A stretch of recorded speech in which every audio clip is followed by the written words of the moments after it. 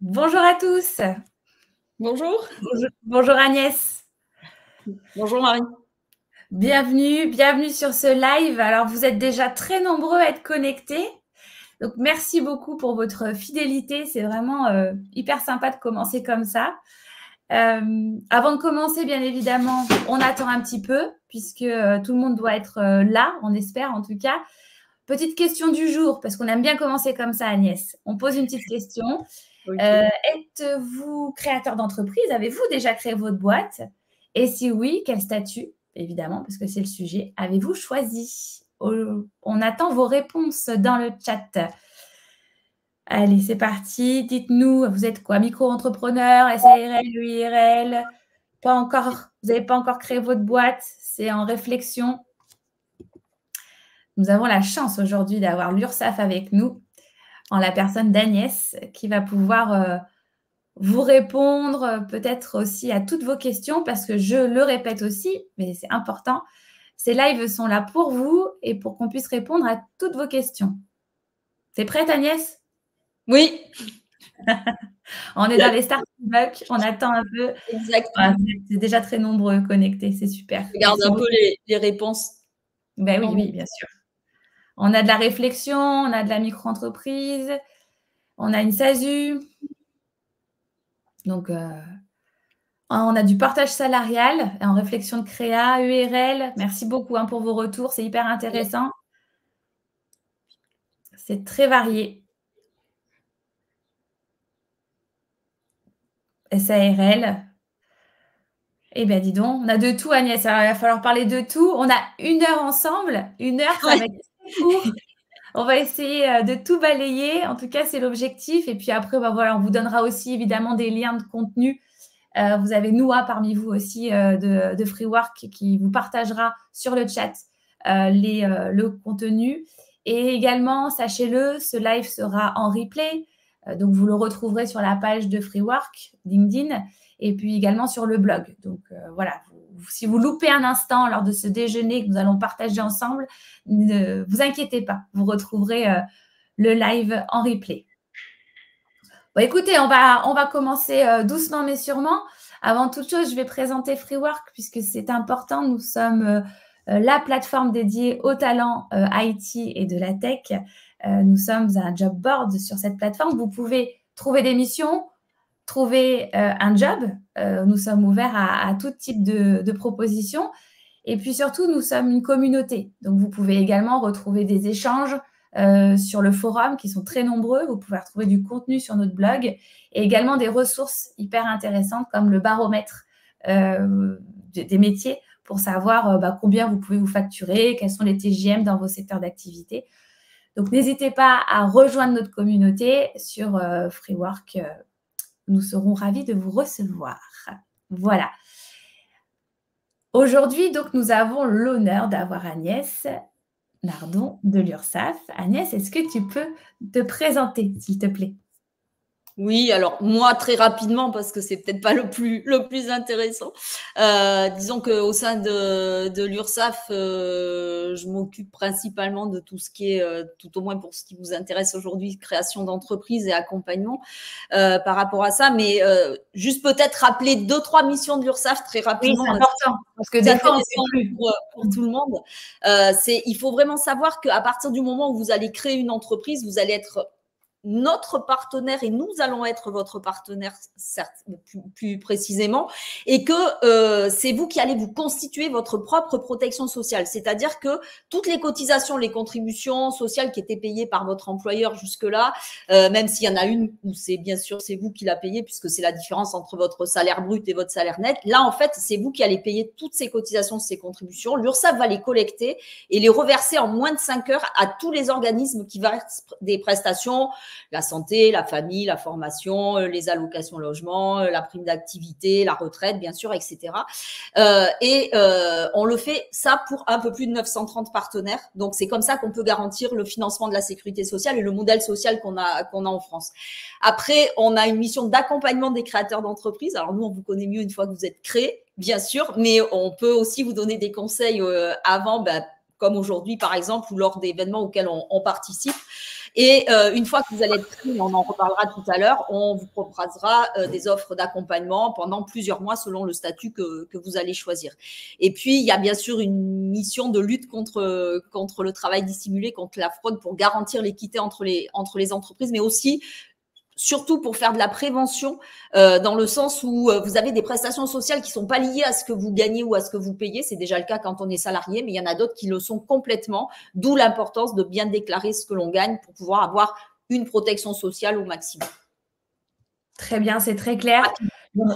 L'URSSAF n'est pas qu'un site web où on déclare son chiffre d'affaires et payer des charges, c'est beaucoup plus de choses. Donc, merci beaucoup Agnès. C'est surtout la partie conseil qui nous intéresse aujourd'hui. C'est vrai, voilà, cette expérience que tu as et que vous avez de la création d'entreprise, c'est jamais facile de créer sa boîte. On ne sait pas forcément quel statut choisir. Est-ce qu'on est en micro-entreprise tout de suite? Est-ce que voilà, ça correspond à sa typologie d'activité? Alors, j'ai une première question pour toi, Agnès. C'est quelles sont les premières questions, les questions clés qu'on doit se poser avant de choisir son statut, avant de se lancer?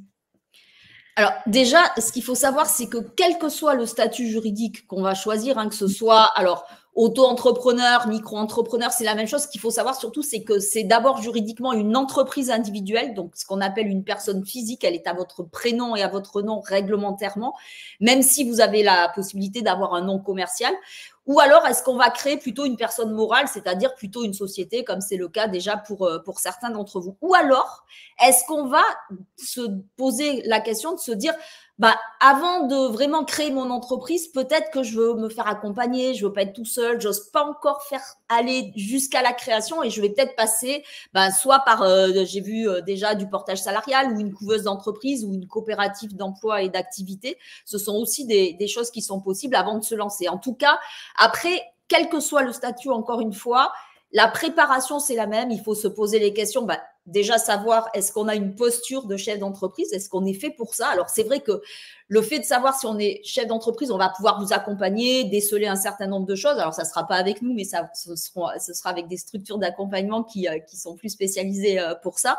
Mais on va avoir besoin de ça. On va avoir besoin aussi d'éliminer un certain nombre d'idées reçues du style je sais pas si je suis faite pour ça, si je peux oser, si enfin ce qu'on appelle le phénomène de l'imposteur, voilà, on le connaît bien.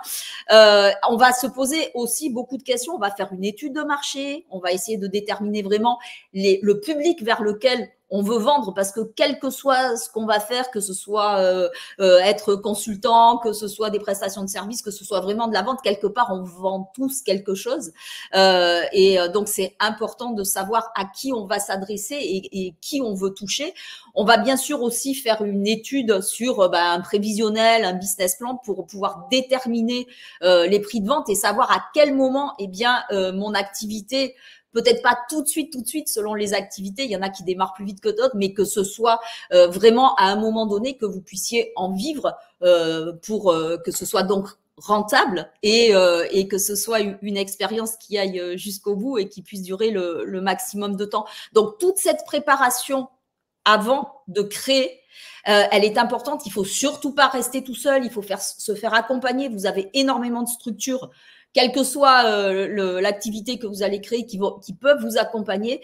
Et il faudra jamais rester tout seul. Une fois que vous aurez créé, nous, on sera là comme partenaire pour tout au long de la vie de votre entreprise. Quand vous voudrez développer, il faudra aussi se faire accompagner.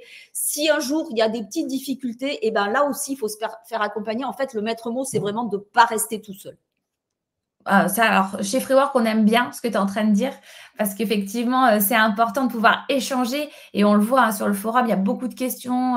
Voilà, si j'ai des frais, quel statut il faut que je choisisse, si je dois investir. Voilà, c'était des questions aussi qu'il faut se poser. Si à terme, je dois investir, est-ce que c'est important? Le statut, voilà, il y a beaucoup de solutions qui existent et on est un peu perdu. Donc, c'est pour ça que tu vas nous éclairer. Mais effectivement, la préparation, c'est une étape à ne pas louper. Alors, on est d'accord. Absolument. Oui. Et en plus, il faut bien se dire que quelque part, on est un peu tous uniques dans ce qu'on va créer. Et du coup, c'est pas parce que vous avez la même activité que le statut sera le même pour tout le monde, parce que ça va dépendre de beaucoup de choses et ça va dépendre aussi de ce que comment vous allez vouloir développer cette activité-là. Et du coup, c'est aussi à prendre en compte. Il ne faut pas, quand on fait des prévisionnels, etc., on les fait pour 2-3 ans. On ne s'arrête pas vraiment à la première année parce que selon l'activité, ça peut démarrer très vite, mais d'autres peuvent prendre du temps. Et il faut se projeter et il faut intégrer tout ça dès le début. Même avoir de l'idée, être toujours, d'ailleurs, ça sera un peu le leitmotiv, hein, parce que vous aurez votre activité, bien sûr, mais vous aurez aussi une casquette de chef d'entreprise. Ça sera votre deuxième activité. Et pour réussir, il faut vraiment que vous soyez toujours attentif, en alerte, curieux, savoir comment vous allez développer. Et tout ça, c'est important pour savoir peut-être que je vais commencer avec un statut et que je vais évoluer très vite vers autre chose ou pas, parce que finalement, ce statut me va très bien et j'y resterai un peu plus longtemps. Vraie question, l'évolution. Donc, c'est un sujet qu'on va aborder toutes les deux aussi pour vous répondre. Donc, il y a un premier statut qui est assez pertinent et c'est celui sur lequel on se jette un peu dessus quand on lance son activité. Je me dis suspense, mais tout le monde a compris. C'est le statut de micro-entrepreneur. C'est un vrai sujet, surtout pour notre communauté. Et on a vu que beaucoup d'entre vous, vous êtes en micro-entreprise. Donc, moi, j'ai une question, Agnès, par rapport à ta vision administrative, liée quand même à l'URSSAF. Quand est-ce que c'est pertinent, ou peut-être quand est-ce que ça ne l'est plus, la micro-entreprise? Voilà, à quel moment vraiment on est bien en micro-entrepreneur? Et voilà, qu'est-ce qu'il faut entendre pour choisir ce statut?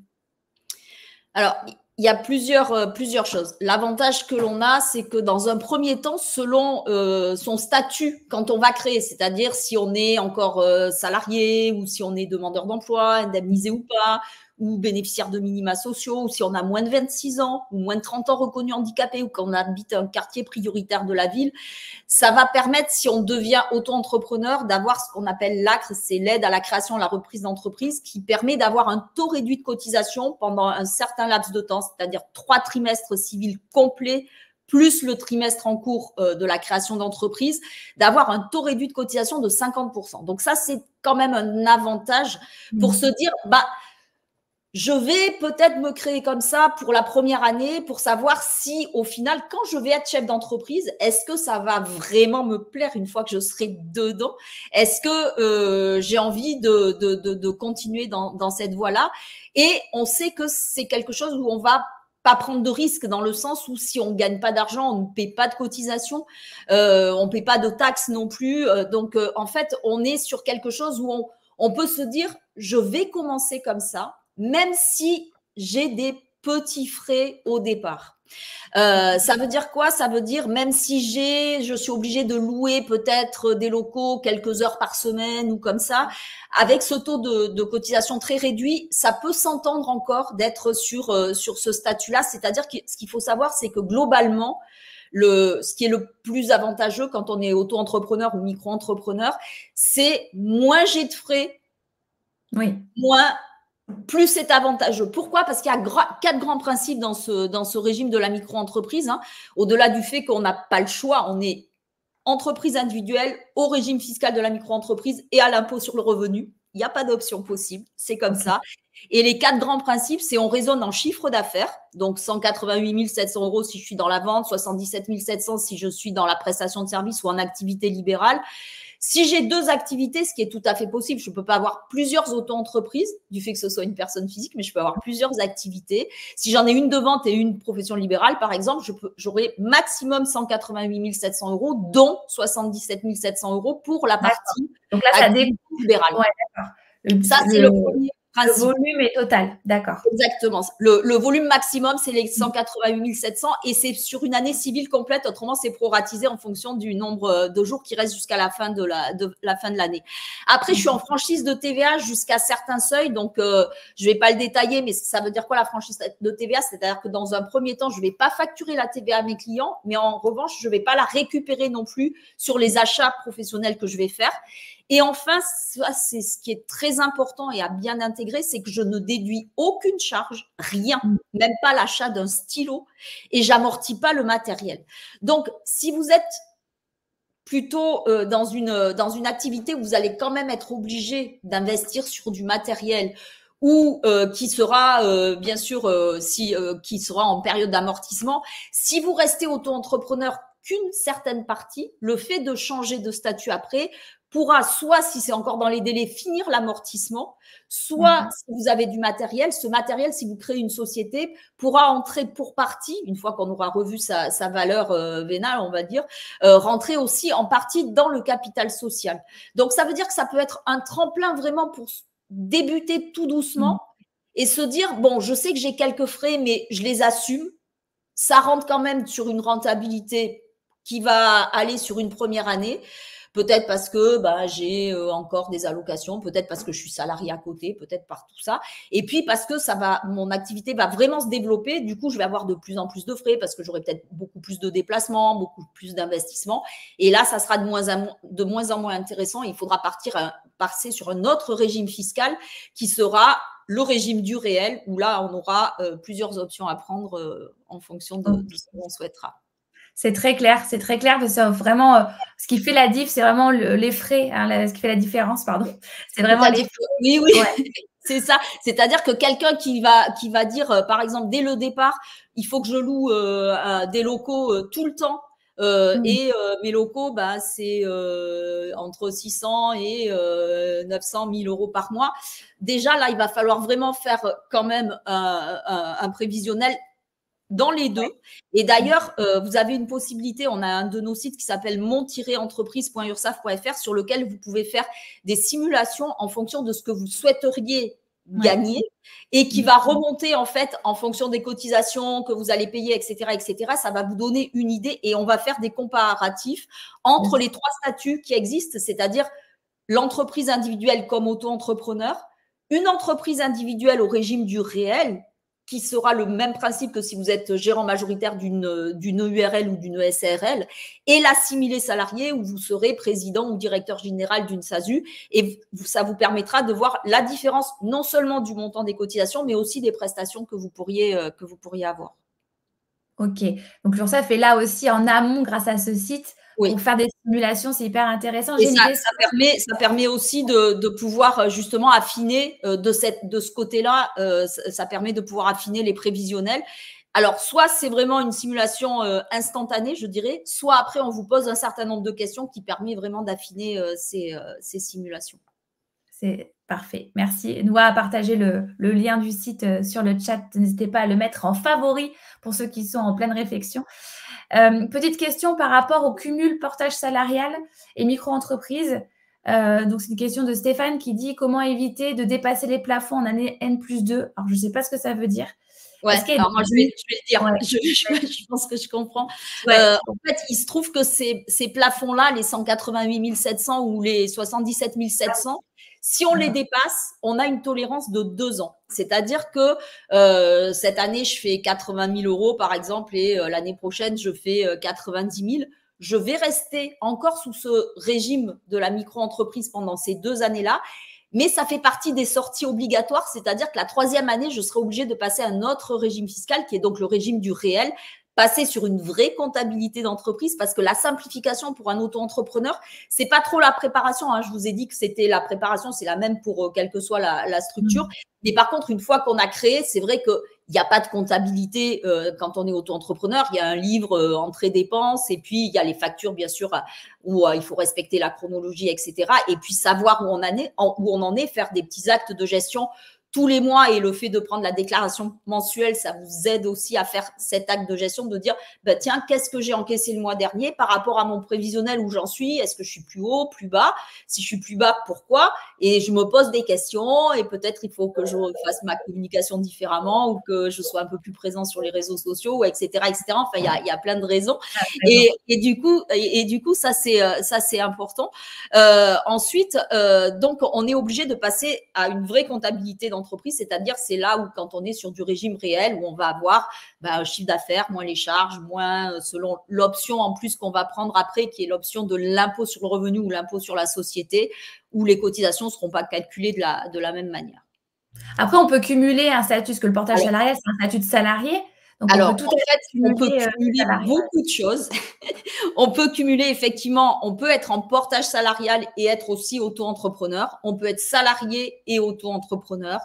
On peut être auto-entrepreneur et être président d'une SAS. La seule chose qui se cumule pas, en fait, c'est être auto-entrepreneur et avoir un autre statut juridique où je suis aussi travailleur non salarié, c'est-à-dire où je suis au régime du réel, mais dans le cadre d'une gérance majoritaire de URL ou de SARL. C'est la seule chose où c'est pas compatible.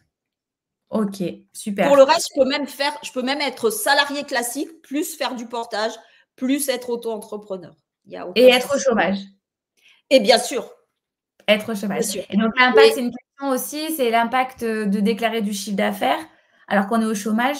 La Alors, conséquence, c'est l'impact, la c'est que réduction. simplement, en fait, tous les mois, et c'est pour ça que là, c'est même plus un conseil de prendre la déclaration mensuelle quand on est auto-entrepreneur, mais c'est vraiment, je dirais, entre guillemets, une obligation plutôt de conseil qu'on vous propose, Ouais.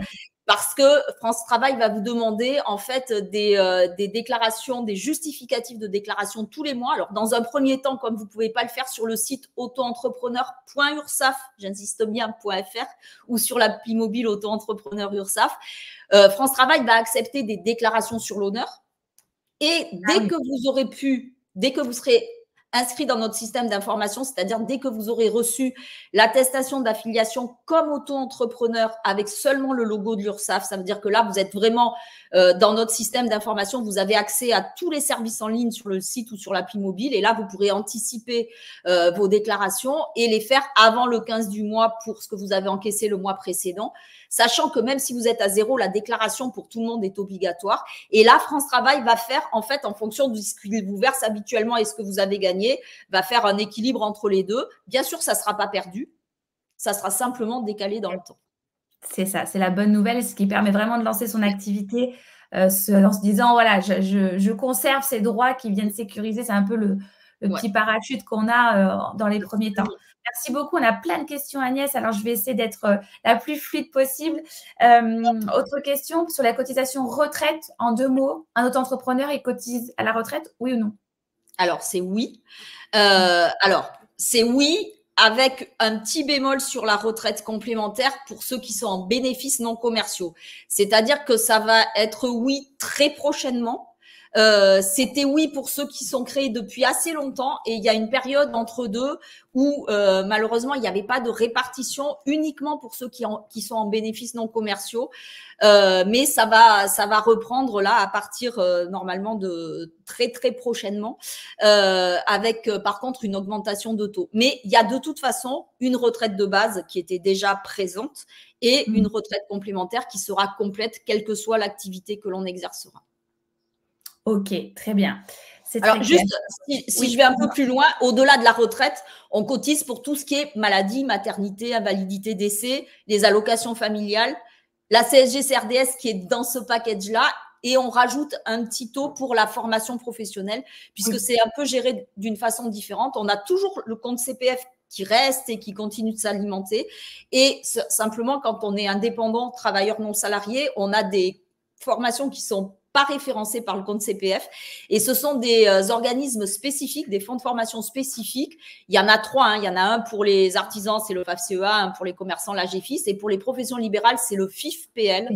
La différence, c'est que vous avez droit à une aide financière tous les ans, mais par contre qui ne se cumule pas, contrairement au CPF. C'est-à-dire que tous les ans, vous pouvez faire une formation, tous les ans, vous pouvez avoir une aide, mais si vous ne faites pas de formation pendant une année, vous ne pouvez pas la cumuler sur l'année suivante. Ok, très bien. Donc, vous avez des droits à la formation, et ça, je pense que c'est un vrai sujet. C'est pas parce qu'on est solo, qu'on est freelance, qu'on n'a pas des droits à la formation. Donc, rapprochez-vous de la caisse qui vous couvre, mais notamment, c'est le FIFPL pour ceux qui sont dans le conseil. On parle d'évolution parce qu'en micro-entreprise, si on entend bien, ça mérite peut-être d'évoluer aussi. Ouais. Comment je fais, ça peut répondre à certaines questions pour anticiper ces évolutions en termes de TVA, en termes de changement de statut, pardon. On a une question qui dit, ok, je change, je passe de l'auto-entreprise, et qu'est-ce qui se passe? Ça coûte de l'argent de changer? Comment ça se passe? Dis-nous tout. Oui, alors je vais peut-être passer déjà à l'évolution à en auto-entrepreneur, notamment pour la TVA. Puisqu'en fait, ce qu'il faut savoir, c'est que les seuils ne sont pas les mêmes que les seuils de chiffre d'affaires et que si vous dépassez 39 100 euros ou 101 000 euros si vous êtes dans la vente, 39 100 euros pour toutes les autres activités, vous êtes obligé de facturer de la TVA depuis le premier jour du mois au cours duquel vous le dépassez. Donc, ça veut dire que là, et je remets ma casquette chef d'entreprise, je dois anticiper ce passage déjà. D'abord parce que je dois demander un numéro de TVA intracommunautaire aux impôts, au service des impôts des entreprises, puisque vous allez avoir un compte professionnel sur le site des impôts. Et après, ça veut dire que je vais facturer la TVA à mes clients. Donc, ça veut dire que j'anticipe, puisque c'est à partir du premier jour du mois. Il faut que le mois précédent, je puisse anticiper, parce que si vous attendez vraiment d'avoir dépassé et que vous devez refaire toutes vos factures, au-delà du fait que ce ne soit pas le plus passionnant de l'histoire, mais c'est surtout que si vous avez des clients qui sont des clients particuliers, vous perdez les 20% direct. Ils vous versent pas TVA en plus. Donc, ça veut dire que ça s'anticipe parce que pour avoir 20% de marge, déjà, il faut quand même, voilà, c'est pas si courant. Et si en plus on perd les 20% de TVA, c'est pas du tout intéressant pour vous. Donc, ça s'anticipe. Et du coup, il faut vraiment prévoir ça. Ça veut dire quoi? Ça veut dire qu'une fois que vous allez facturer la TVA à vos clients, ça s'appellera de la TVA collectée. Mais l'avantage, c'est que vous pourrez récupérer la TVA sur les achats que vous allez faire. Et ce que vous reverserez aux impôts, ça sera la différence entre la TVA collectée et la TVA déductible. Après, il y a un autre seuil, mais comme ça va vraiment changer pour l'année prochaine, je dirais que ça sera un seuil sur un angle où on dépassera, on va pas trop y revenir dessus là tout de suite. Alors ça veut dire que c'est déjà une évolution quand on est en auto-entreprise, si on n'a pas changé. Après, bien évidemment que si c'est vous qui décidez de changer, parce que, comme je disais tout à l'heure, vous avez beaucoup trop de frais, que c'est plus intéressant, vous vous sentez plus comme il faut dans ce statut-là, il va falloir là aussi anticiper ce changement, puisqu'on va rentrer encore une fois dans cette fameuse comptabilité d'entreprise et gestion d'entreprise classique. Ça veut dire aussi que très rarement, vous serez tout seul pour gérer ça. Donc, ça veut dire que vous serez peut-être dans l'obligation, entre guillemets, d'avoir soit un expert comptable, soit de faire partie d'un centre de gestion agréé. En tout cas, ce seront des frais supplémentaires, bien évidemment. Que si vous créez une société, il y aura aussi des frais de statut et que il y aura aussi des frais tous les ans de publication des comptes, du juridique à faire, de certaines, de tout ce qui est la compta au sens pur, et que selon ce que vous allez choisir, il y aura vraiment une mission qui sera donnée à un tiers déclarant, donc expert comptable ou autre. Et ça va avoir un coût. Donc, ça veut dire que quand vous allez décider de changer, il faudra vous faire accompagner à nouveau pour ce changement, pour anticiper justement les frais supplémentaires qui seront forcément là, quelque part, et savoir qu'est-ce qu'il va falloir faire comme chiffre d'affaires en plus pour que, au final, vous ayez le même niveau de vie que ce que vous aviez quand vous étiez auto-entrepreneur, à minima. Après, l'idée, c'est de le faire évoluer, bien sûr, à chaque fois. Ça, c'est l'idée et tout le monde est content de ça. Est-ce que, du coup, Agnès, donc on entend bien, plus on anticipe et plus ça sera facile, ce changement de statut. Mais au niveau administratif, par exemple, je dépasse le plafond plusieurs fois en tant qu'auto-entrepreneur, par exemple. Qu'est-ce qui se passe? Est-ce que d'un coup, qu'est-ce qui se passe? Alors, il y a plusieurs cas. Soit c'est moi qui décide de changer de statut, soit je reste en entreprise individuelle et je change juste de régime fiscal. Il n'y a pas de formalité à faire sur le guichet unique de l'INPI. Mais par contre, ça, je ne peux le faire que pour l'année suivante.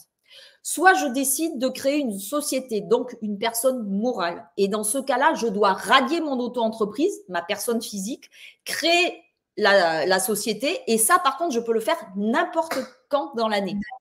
Okay. Il y a déjà ces deux cas-là. Et si je fais rien et que je dépasse les plafonds, qu'est-ce qui se passe? Alors, à ce moment-là, si on déplace les plafonds pendant 2 ans, nous, on va prévenir qu'il va falloir changer. C'est-à-dire qu'au pire, on mettra une entreprise individuelle au réel.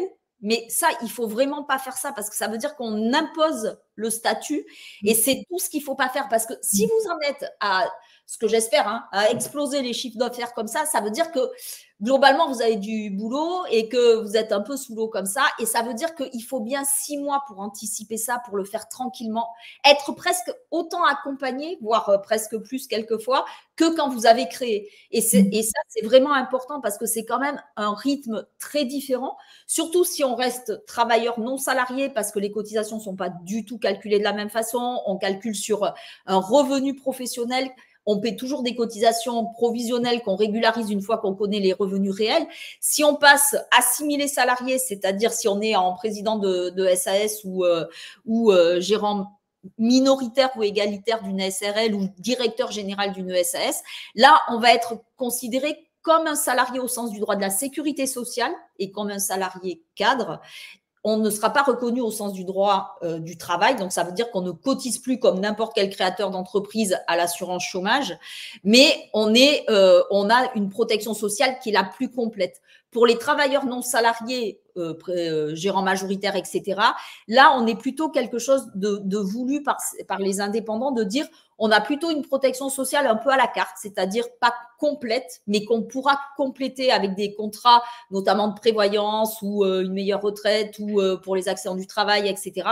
Et surtout, pour payer moins de cotisations aussi, un travailleur non salarié est toujours considéré, ou n'est jamais considéré comme un cadre, c'est-à-dire qu'au niveau de la retraite complémentaire, les points seront inférieurs à un assimilé salarié ou à un salarié classique. La retraite de base, par contre, sera calculée exactement de la même façon, notamment pour les professions que vous représentez aujourd'hui. Ok, on voit quand même que l'importance d'être accompagné parce que tu apportes beaucoup d'informations, notamment à ce moment où on bascule d'un statut à un autre. C'est hyper important. Il y a une question qui a été posée par rapport au chômage, parce que c'est aussi un basculement de statut, si on veut dire.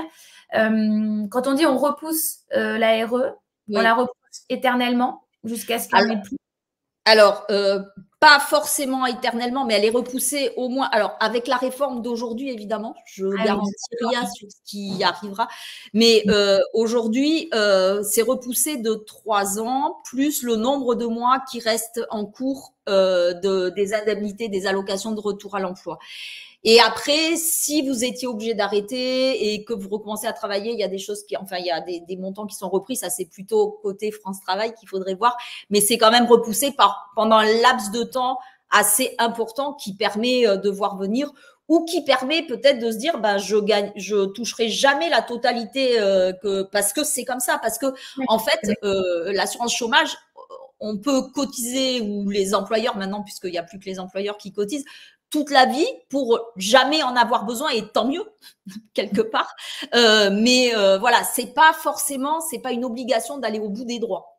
Oui, très bien. On entend bien. Après, le conseil aussi, c'est que France Travail est équipé de conseillers également, de nombreux conseillers qui sont hyper à l'écoute, et vous pouvez les contacter. Et vous avez surtout des simulateurs. Simulateurs sur le site aussi. Et n'hésitez pas, quand vous êtes à France Travail déjà, à contacter plutôt dans ces cas-là, pour toutes ces questions-là, votre conseiller indemnisation et pas le conseiller placement qui, lui, pourra beaucoup moins vous accompagner sur cette partie-là. Oui, tout à fait. Et voilà, d'expérience, ce sont des personnes qui sont très calées. C'est comme Agnès aujourd'hui, c'est-à-dire que voilà, vous pouvez poser toutes vos questions, ils sont là pour y répondre aussi. Ils connaissent à peu près toutes les situations, soyons clairs. Donc, c'est important de vous faire accompagner par eux aussi. Alors, ok, donc l'évolution de l'entreprise, c'est une chose, mais alors, moi, je dois t'avouer, Agnès, au bout d'un moment, on n'y comprend plus grand-chose sur les différences. On a déjà beaucoup parlé. Hein. Je suis président, je suis gérant salarié, voilà. Est-ce que tu peux nous éclairer sur les grandes différences des statuts pour que quand on est en face du choix, qu'est-ce qu'on doit regarder? Ouais. Voilà. Alors, il y a celui-là. Ça, c'est une première chose. C'est-à-dire, si vous voulez, côté protection sociale, on a vraiment 2 principaux régimes pour nous, ce qu'on appelle les travailleurs non salariés, ceux dont je viens de parler, et les assimilés salariés. Donc, je rappelle, les travailleurs non salariés, on a 2 cas de figure. On a soit les auto-entrepreneurs qui sont juridiquement une entreprise individuelle. Je vous rappelle qu'il faut rajouter aujourd'hui, et ça c'est une loi qui est là depuis 2 ans, la mention EI avant ou après votre prénom et votre nom sur tous vos documents, devis, factures, conditions générales de vente, vos documents de communication et le compte bancaire si vous l'avez. Donc ça c'est vraiment important, mais ça reste une entreprise individuelle avec les 4 principes dont j'ai parlé tout à l'heure, en sachant qu'il y a évidemment quelques activités qui n'ont pas le droit d'être auto-entrepreneurs. C'est notamment toutes les professions libérales plutôt réglementées, même si quelques-unes y ont droit. C'est aussi tous ceux qui relèvent de la TVA immobilière. Alors, je ne parle pas de ceux qui ne gagnent que des commissions, mais c'est aussi tout ce qui relève de la mutuelle sociale agricole qui ont leur propre régime et où c'est pas possible. Et là, en gros, on va calculer les cotisations sur le chiffre d'affaires encaissé. Et vraiment, l'avantage, c'est que on vous dit, vous ne déclarez le chiffre d'affaires que quand vous l'avez encaissé, pas facturé. C'est un vrai si vous facturez et qu'on vous paie que 3 mois plus tard, et ben vous attendez d'avoir le paiement pour déclarer, payer les cotisations. Comme ça vous évite de faire l'avance du paiement des cotisations. Donc ça, c'est une chose qui est vraiment importante. Et on est sur quelque chose un peu qu'on connaît quand on est salarié de très chronologique, c'est-à-dire je déclare, soit je paie rien si j'ai 0, soit je paie si j'ai gagné de l'argent. Donc ça, c'est vraiment important de bien comprendre ça. Après, dans les autres non salariés, il y a ceux qui sont donc au régime du réel, l'autre régime fiscal. Et puis après, il va falloir choisir d'être à l'impôt sur le revenu ou l'impôt sur la société, puisque là aussi, avec cette même loi des EI pour les entreprises individuelles, il y a eu une avancée assez importante. C'était que les entreprises individuelles puissent aussi opter pour l'impôt sur la société directement, sans passer par ce qui n'existe plus aujourd'hui, le IRL, qui était une possibilité aussi, mais ça n'existe plus. C'est vraiment aujourd'hui l'entreprise individuelle, au même titre que les sociétés, ont le droit d'opter pour l'impôt sur le revenu ou l'impôt sur la société. Là, on est déjà sur une comptabilité, je l'ai déjà dit tout à l'heure, tout à fait classique d'une entreprise. On va calculer les cotisations, alors, selon 2 systèmes. Soit j'opte pour l'impôt sur le revenu et on va calculer mes cotisations sur le bénéfice de l'entreprise. Donc, si je schématise vraiment très globalement, chiffre d'affaires, moins les charges, moins les cotisations que j'aurais payées, égale un bénéfice, et on considère que ce bénéfice, c'est votre revenu, même si vous ne vous versez pas la totalité. Donc, ça veut dire qu'aujourd'hui, vraiment, cette avancée d'opter pour l'impôt sur la société va permettre à certains de ne pas être surpris des régularisations qu'il pourrait y avoir. Pourquoi? Parce que quand on est à l'impôt sur la société, on a toujours le même chiffre d'affaires, toujours les mêmes charges, les frais de fonctionnement, les cotisations qui vont venir en déduction, parce que ce sera une charge, et la rémunération du gérant, qui sera aussi une charge. Et du coup, je ne paierai mes cotisations que sur ce que je me serais versé. Par exemple, j'ai 20 000 euros de bénéfices et je suis à l'impôt sur le revenu, je vais payer des cotisations sur 20 000, à peu près 50% quand je suis non salarié, et je rappelle que ce n'est pas suffisant comme protection sociale, notamment sur le contrat de prévoyance. Et tandis que si j'ai toujours mes 20 000 euros et que je me verse que 5 000 et que je suis à l'impôt sur la société, je vais payer des cotisations que sur 5 000, donc ça fera plus que 2 500. Et il restera, alors c'est très schématique, s'il y a des super comptables, ils vont me tuer parce que c'est pas vraiment, mais pour comprendre, c'est plus facile. Il restera que 15 000 en bénéfice, et sur ces 15 000, je ne paierai que l'impôt sur la société, c'est-à-dire 15% à ce niveau-là, ou 25 si je suis au-delà de 42 500 euros. D'accord. Donc, c'est vraiment deux impôts. Ouais. Je paye, dans cet exemple-là, Agnès, qu'on comprenne bien, je paye une partie en impôt sur ma rémunération. Ah, perso, mais ça, c'est comme quand je suis salarié. Ah oui, ça n'empêche pas ma société de payer l'impôt sur la société s'il reste des bénéfices. La seule chose, je ne paye pas d'impôt sur ma rémunération de dirigeant alors. Ah, mais bien sûr que si, l'impôt sur le revenu, parce que c'est un revenu qu'on encaisse. Comme quand on encaisse un salaire, et du coup, malheureusement, quand on encaisse un salaire, on le garde aussi aux impôts pour éventuellement être soumis à l'impôt sur le revenu. La seule chose qui est un peu plus compliquée à comprendre, c'est parce qu'on a les 2 casquettes. On a sa rémunération et on a le bénéfice de l'entreprise dont je suis gérant, ou même dont c'est mon entreprise individuelle, je suis encore plus rattachée à l'entreprise. Donc ça, c'est vraiment important, et on est toujours par contre en train de payer des provisions, puisqu'au début, on ne sait pas ce que vous allez gagner. Donc, on vous fait des appels de cotisation dans un premier temps sur des bases forfaitaires de début d'activité. Cette base forfaitaire, elle vaut ce qu'elle vaut, c'est la même pour n'importe quelle activité, mais vous avez la possibilité tout de suite de dire, dès qu'on vous enverra, alors c'est au bout de 3 mois, donc on prend le temps, on ne vous demande rien tout de suite, on vous enverra un échéancier trimestriellement, vous pourrez passer non seulement mensuellement à partir de là et faire une estimation de revenus si cette base forfaitaire ne vous concerne pas. C'est-à-dire, est-ce que elle est trop haute? Cette année, elle est à 8 810 €. Hein. Soit j'ai décidé de rien me verser, donc c'est trop. Soit, j'aurai beaucoup plus que ça. L'idée, c'est que vous payez des cotisations provisionnelles au fur et à mesure cohérentes avec ce que vous allez gagner.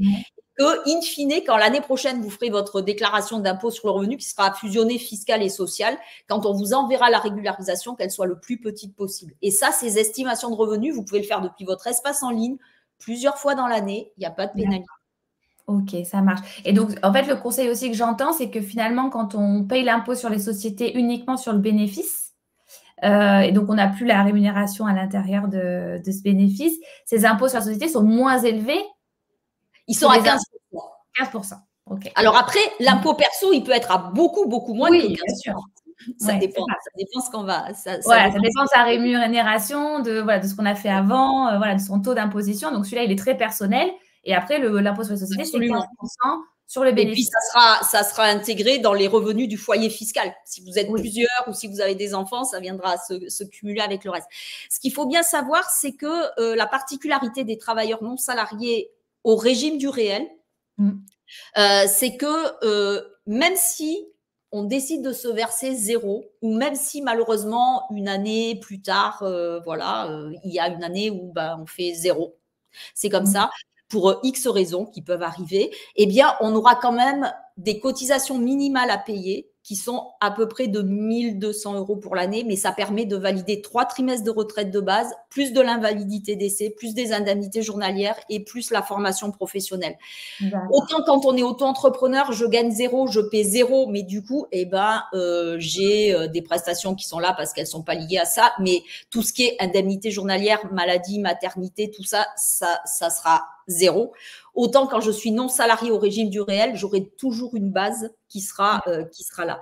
Et la première année, tout à l'heure, je vous disais, l'ACRE pour les auto-entrepreneurs, c'est 50% de taux de cotisation réduit.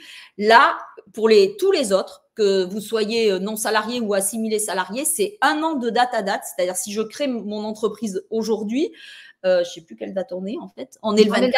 Le 24 juin, vous aurez l'ACRE jusqu'au 23 juin 2025. Et là, c'est une partie des cotisations qui est exonérée en fonction de votre revenu. Et là, vous n'avez pas de formulaire à compléter. C'est automatique à partir du moment où, si vous êtes en société, vous avez le contrôle effectif de la société. Alors que quand je suis auto-entrepreneur, vous devez compléter le formulaire sur le site auto-entrepreneur.ursaf.fr et non pas sur le site de l'INPI, il n'y est pas. Et vous devez être soit demandeur d'emploi, indemnisé ou non indemnisé, inscrit depuis au moins 6 mois dans les 18 derniers mois, soit avoir moins de 26 ans, soit moins de 30 ans reconnu handicapé, soit être bénéficiaire du RSA ou de l'ASS, avec une petite particularité pour l'ASS, si vous créez en ayant l'ASS et que vous avez l'ACRE, l'ASS vous sera maintenue pendant 12 mois sans déduction. D'accord, ok. C'est encore un statut particulier. Et du coup, ça veut dire que si j'ai bénéficié de l'aide quand j'ai créé ma micro-entreprise et que du coup, je change de statut, est-ce que je peux encore bénéficier d'une aide? Alors, ça dépend depuis combien de temps on a eu l'ACRE. C'est-à-dire, si l'ACRE, il y a un délai de carence. Alors, ça dépend de ceux qui se sont créés il y a longtemps, parce que jusqu'en avril 2020, c'était 3 ans l'ACRE pour les auto-entrepreneurs. Depuis, ce n'est plus qu'1 an. Et depuis que c'est plus qu'1 an, le délai de carence, c'est 3 ans à partir de la fin de l'ACRE. C'est-à-dire, je suis auto-entrepreneur aujourd'hui, j'ai eu l'ACRE l'année dernière, par exemple, et je crée une société où je suis assimilée salariée. Je vais pouvoir avoir l'ACRE encore une fois, même s'il n'y a pas les 3 ans, parce que je change de régime. En revanche, j'ai créé une auto-entreprise l'année dernière, j'ai eu l'ACRE et je reste dans ce régime des non-salariés, des travailleurs indépendants non-salariés. C'est-à-dire, je passe au régime du réel ou je passe en gérant majoritaire de URL ou SRL. Là, je ne pourrai pas en bénéficier. Il faut 3 ans entre les deux. Donc, 3 ans, c'est-à-dire que si j'ai ma micro-entreprise pendant 3 ans, dont j'ai eu 1 an d'aide, je pourrais bénéficier de nouveau une aide si je bascule sur une nouvelle… 3 ans depuis la fin de l'ACRE. C'est-à-dire, si l'ACRE se terminait aujourd'hui, par exemple, 24 juin, il faudrait faire 24 juin 2025, 26, 27 et à partir du 25 juin 2027, si les conditions sont toujours les mêmes, si je remplis les conditions pour bénéficier de l'ACRE, je pourrais avoir l'ACRE à nouveau.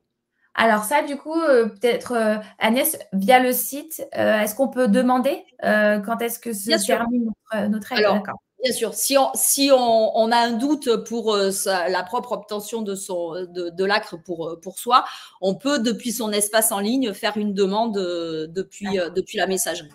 Parce que des fois, on oublie un peu les dates. Enfin, on sait quand est-ce qu'on a créé, mais on ne sait plus quand est-ce que ça se termine. Donc, ça permet d'avoir une réponse claire. Et peut-être que ça peut être aussi un moyen entre les deux. Ouais. Très bien, merci. Et après, on a les assimilés salariés. Donc, les assimilés salariés, en fait, eux, ils ont vraiment un statut de salarié, comme je le disais tout à l'heure, au sens du droit de la Sécu. En plus, ils sont cadres, par contre, depuis le premier euro de versement du salaire. Donc, c'est un peu ce qui se fait de mieux au niveau de la protection sociale. En revanche, c'est ce qui est le plus cher aussi. C'est-à-dire que s'il y en a qui ont été salariés cadres dans une entreprise, vous prenez votre ancien bulletin de salaire, vous cumulez les cotisations salariales que vous payez, celles que payait votre employeur, et c'est à peu près ce que vous allez payer, c'est-à-dire à peu près 80% du salaire net. Mais là, tout est compris dedans, y compris la mutuelle qui est intégrée, etc., etc. D'accord. Et la prévoyance? Et là, il doit déclarer via la DSN, la déclaration sociale nominative, qui est la seule déclaration que tout employeur doit faire. Et cette déclaration sociale nominative, pour avoir le bulletin de salaire, qui est un peu complexe quand même, en général, on la confie soit à un tiers déclarant, expert comptable ou à une structure qui fait de la paie, soit on a une offre au niveau de l'URSSAF qui s'appelle le titre emploi service entreprise. Le site, c'est letese, en un seul mot, letese.ursaf.fr, qui, à partir de l'adhésion de la structure, qui est gratuit, bien évidemment, vous allez compléter un formulaire pour qu'on vous connaisse. Si vous avez des salariés, on pourra les gérer aussi. Et puis, tous les mois, déclarer le montant du salaire, s'il y a des avantages en nature, des frais professionnels. Et on vous fait les DSN, les bulletins de salaire gratuitement. On vous fait un état récapitulatif comptable pour la personne qui fait la compta. On fait une sorte de facture, on va dire, qu'on appelle un décompte de cotisation, où vous payez tout à l'URSSAF et nous, encore une fois, on redistribue. Et si vous êtes soumis à l'impôt, on fait le prélèvement à la source et on fait l'attestation fiscale. Et c'est complètement gratuit. D'accord. Mais ça veut dire qu'en tant que freelance, parce qu'on a quand même beaucoup de freelance qui nous écoutent, je pense, de ton avis, est-ce que ce statut d'assimilé salarié est intéressant? C'est-à-dire de se salarier soi-même, est-ce que c'est quelque chose… En quoi c'est intéressant? Alors, ça va. Je vais pas vraiment répondre à la question en fait. Ça dépend déjà de à quel moment on fait ça, quel est son état de santé aussi, quelle est sa volonté de la protection sociale. Tout ça, ça va rentrer en ligne de compte. Mais ce qui va rentrer en ligne de compte, c'est est-ce que ma structure va être capable de payer des cotisations sur un salaire à ce niveau-là, tout au moins dans un premier temps. Honnêtement, les freelances, c'est vrai que au départ, soit vous êtes plutôt auto-entrepreneur, soit vous faites éventuellement, vous avez des parties où vous pouvez être artiste-auteur aussi à côté, ça dépend ce que vous faites exactement. Donc là, c'est déjà deux statuts différents, mais qui se marient aussi tous les deux, hein, mais c'est deux choses différentes. L'auto-entrepreneur, tant que on a encore une fois pas beaucoup de frais, tant que le statut, quand on fait son prévisionnel, si avec ce statut-là, et ben au final on trouve qu'on gagne bien sa vie. Si on prend, parce que je suis un peu là-dessus, voilà, je trouve que la personne est importante. Si on essaie de prendre dès que possible au moins un contrat de prévoyance en plus qui a trois têtes, hein, la partie incapacité de travail, c'est-à-dire si je suis malade, ça vient compléter les indemnités journalières maladie plus l'invalidité, le décès. Ça peut très bien suffire pendant des années. Après, si je veux aller plus loin, soit je peux passer au régime du réel et prendre plus de protection sociale qui viendra en déduction des charges. Le problème, c'est qu'en auto-entrepreneur, ça ne vient pas en déduction des charges. Et si je veux quelque chose pour des raisons autres et être vraiment plutôt assimilé salarié, il faudra que ma structure soit capable de pouvoir payer ça. Alors, l'avantage de ne pas être au droit du travail, ça veut dire aussi qu'on n'est pas soumis à la réglementation du droit du travail. Ça veut dire que je ne suis pas obligée de me verser un salaire tout de suite, Je peux effectivement bénéficier de mes allocations de retour à l'emploi. Je ne suis pas obligée de me verser le SMIC tout de suite. Je ne suis pas obligée non plus de me verser un salaire tous les mois dans un premier temps, même si le but du jeu, c'est quand même ça. Hein. Mais par contre, attention, comme on est vraiment dans le système des salariés, il faut savoir que aussi bien les indemnités journalières maladie des travailleurs non salariés sont calculées sur les 3 dernières années, celles des assimilés salariés, c'est sur les 3 derniers mois. Donc, il vaut mieux se verser des petits salaires tous les mois, si on ne peut pas faire un gros salaire, pas du tout. que un seul salaire plus important tous les 4 mois qui risque de faire que vous n'ayez pas d'indemnité. Okay, après, j'espère que vous n'en aurez jamais besoin, mais malheureusement, ça, on ne peut pas le savoir. On ne peut pas savoir. Il faut anticiper, encore une fois. Bon, ça, on ne peut pas l'anticiper, évidemment. On ne sait pas si ça va nous arriver, mais il vaut mieux prévoir et de ne pas se retrouver le bec dans l'eau. Je pense que c'est un vrai message de prévention qu'on peut aussi donner aujourd'hui, de faire attention à sa santé et à ce qui peut nous arriver, parce qu'effectivement, en tant que freelance, si vous vous pouvez plus travailler, eh bien, il faut pouvoir assurer quand même un minimum, j'imagine, vos charges, en tout cas privées. Les frais fixes de base, hein, le loyer, manger un peu, etc. Et si on a des enfants, etc. Donc, ne pas prendre à la légère ces indemnités. Ouais, c'est très important. Merci beaucoup, Agnès, de le redire ici. Alors, tu as beaucoup parlé donc de frais, ce qui c'est très important en termes de choix stratégiques pour l'entreprise, parce que c'est à ce moment-là qu'on peut basculer d'un statut à l'autre, si j'ai bien compris. C'est comme ça que ça se passe. On voulait parler avec toi d'optimisation. Alors, il y a l'optimisation des frais, mais aussi l'optimisation de son activité. Tu en as déjà un peu parlé, mais comment faire pour que finalement, quels conseils tu nous donnerais pour que vraiment notre activité elle soit pérenne dans la suite? Oui, je crois que je l'ai déjà dit. C'est vraiment toujours être en alerte sur ce qu'on peut faire de plus, de mieux, de développer. Que même si on a des clients, il faut essayer d'en chercher d'autres, pas ralentir sur la démarche commerciale. Même si vous avez l'impression que c'est pas trop votre truc, et etc., etc. Mais il y a des formations pour essayer d'être un peu plus à l'aise là-dessus aussi.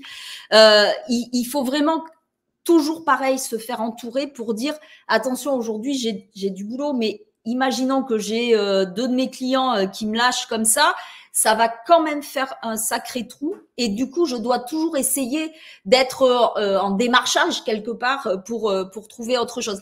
Après, c'est vrai que très honnêtement, quelqu'un qui va me dire moi, je suis consultant, je fais tout en ligne depuis chez moi, j'ai aucun frais, tout ça, c'est pas la peine d'aller vous compliquer avec des structures qui sont vraiment beaucoup plus complexes et coûteuses à gérer. Ça veut dire que peut-être qu'à un moment donné, quand même, si vous réfléchissez un peu à votre protection sociale, peut-être que si vous voulez mettre en place plus de contrats en dehors de ce qui est l'obligatoire, peut-être que ça vaudra le coup de passer au moins au régime du réel, mais vous pourrez rester à l'impôt sur le revenu parce que finalement, si vous n'avez aucune charge, pas besoin de garder de l'argent, d'avoir de la trésorerie ou de faire d'investissement, le bénéfice, ça va être ce que vous allez vous verser. Et voilà, au final, il y aura, qu'on paie les cotisations d'un côté ou de l'autre, il faudra les payer. Donc, même si on fait des écriteurs en plus, ça servira à rien. Donc, ça veut dire qu'il faut vraiment se poser les questions de dire, voilà, aujourd'hui, avec ce que je vais faire, en fait, dans un premier temps, le prévisionnel, on le fait toujours à l'envers, hein, c'est-à-dire que voilà ce que je voudrais gagner. Ça veut dire que il va falloir que j'ai combien de clients, qu'est-ce qu'il va falloir que je facture, combien il va falloir que j'en ai par mois ou par semaine, enfin, ça dépend des activités que vous avez. Donc, en fait, c'est vraiment faire ça et se dire à un moment donné, bon, comment je développe plus ? Comment je peux faire pour optimiser tout ça et du coup, peut-être que l'optimisation, ça sera peut-être effectivement essayer d'aller chercher des clients ailleurs et que du coup, même si on peut faire beaucoup de choses en ligne, bien évidemment, mais il faut bien rencontrer les clients aussi. Donc, ça veut dire que vous aurez peut-être des déplacements à faire et que du coup, il faudra peut-être se poser la question justement de déduire ces déplacements, donc de passer au moins même sur une structure légère qui peut être rester en entreprise individuelle, mais peut-être passer à un autre régime si vraiment vous avez ces charges qui augmentent. Du coup, j'ai une vraie question par rapport à ça. Jean-Baptiste l'a posé aussi. C'est cette histoire de TVA. C'est-à-dire qu'il y a un moment donné, quand je souhaite défiscaliser des frais, il faut que je bascule sur la partie au réel, comme tu dis. Alors, ça, c'est pour les frais. La TVA n'a rien à voir.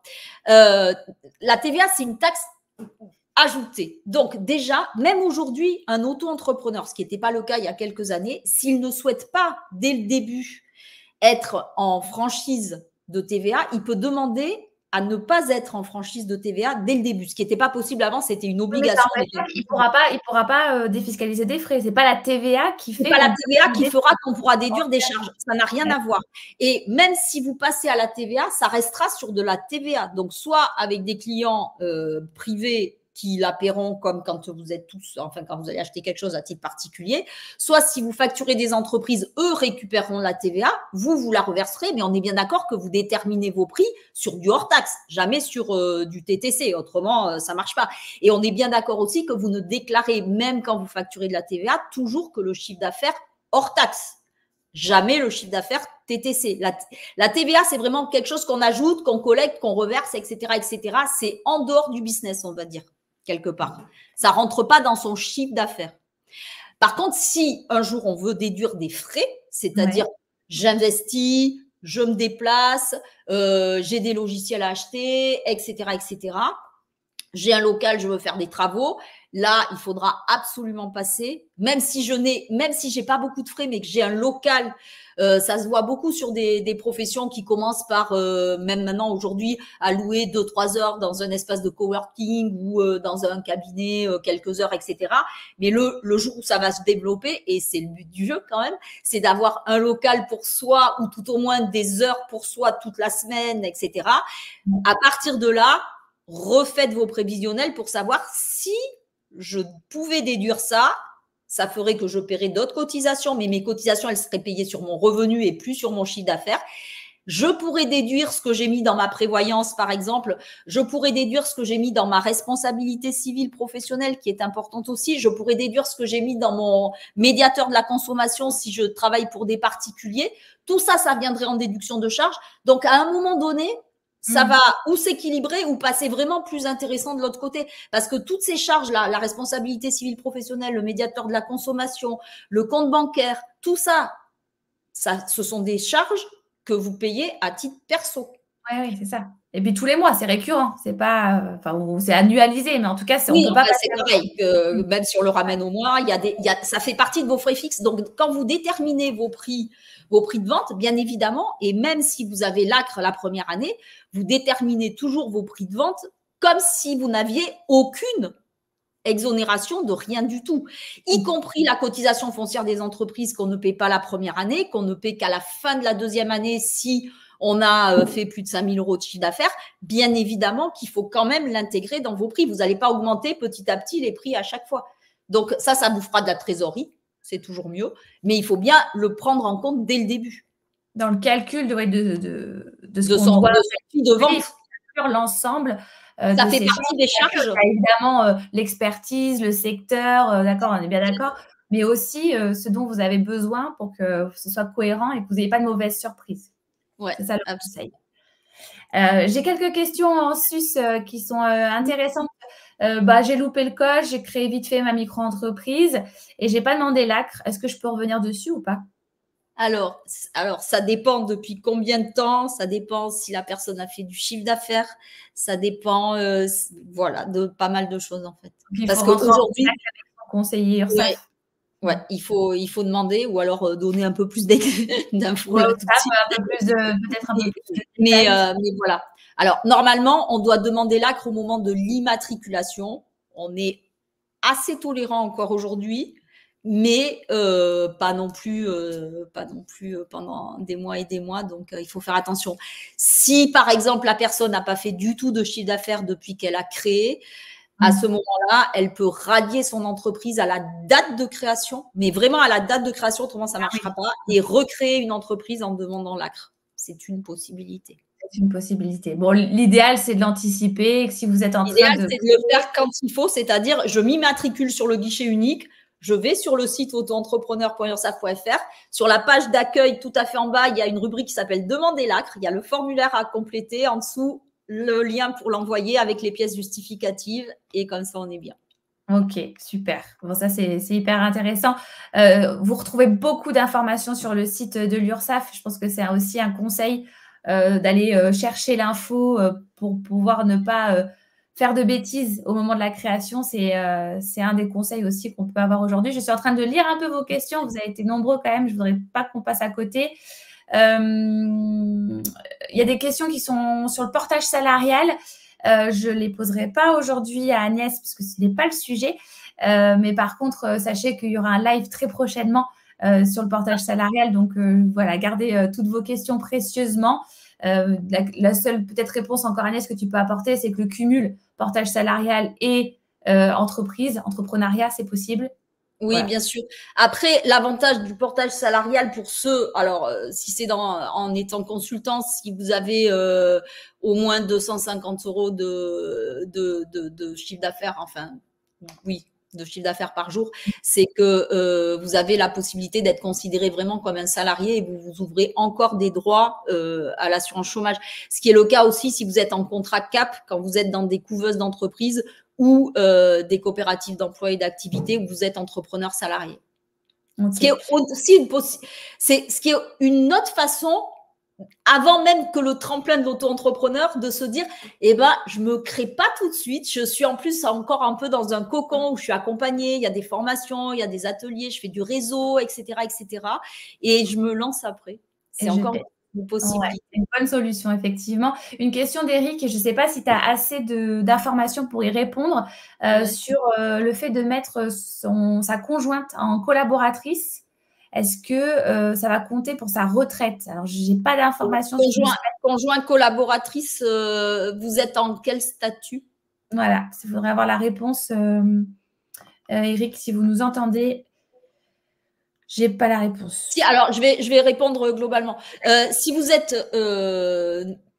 travailleur non salarié, puisqu'il n'y a que là où on peut être conjoint collaborateur, que vous êtes au régime du réel, oui, bien sûr, c'est le but de l'histoire des conjoints collaborateurs, sachant qu'il y a une loi qui est sortie qui dit elle ne peut pas être plus de 5 ans.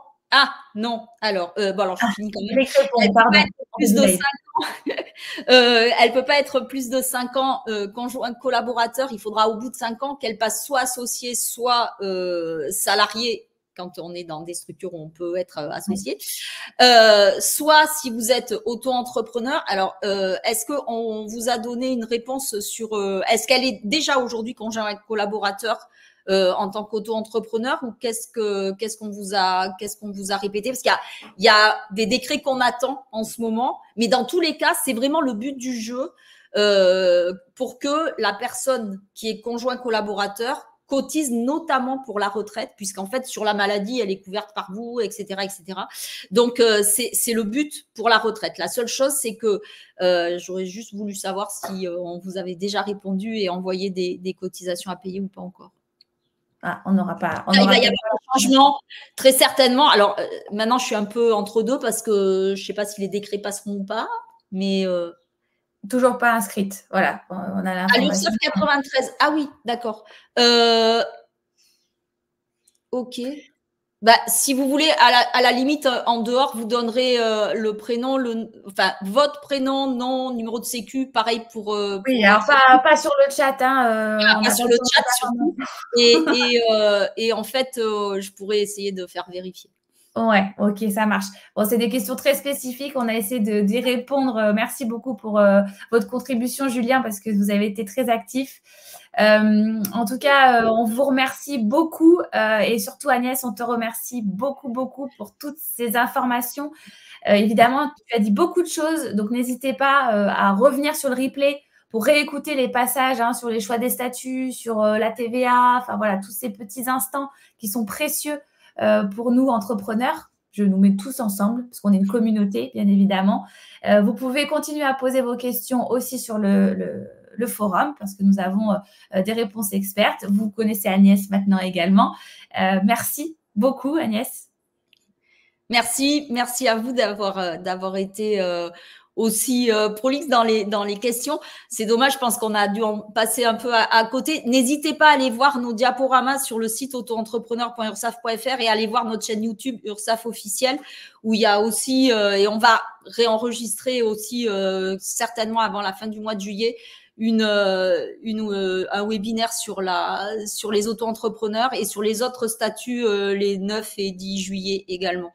En live. Il y a beaucoup de contenu. L'URSSAF vient vers vous. Donc, Noah est en train de mettre les liens sur le chat. Donc, n'hésitez pas à retourner voir toutes ces informations. Encore une fois, merci. On vous souhaite une excellente journée. Est-ce que j'ai une seconde?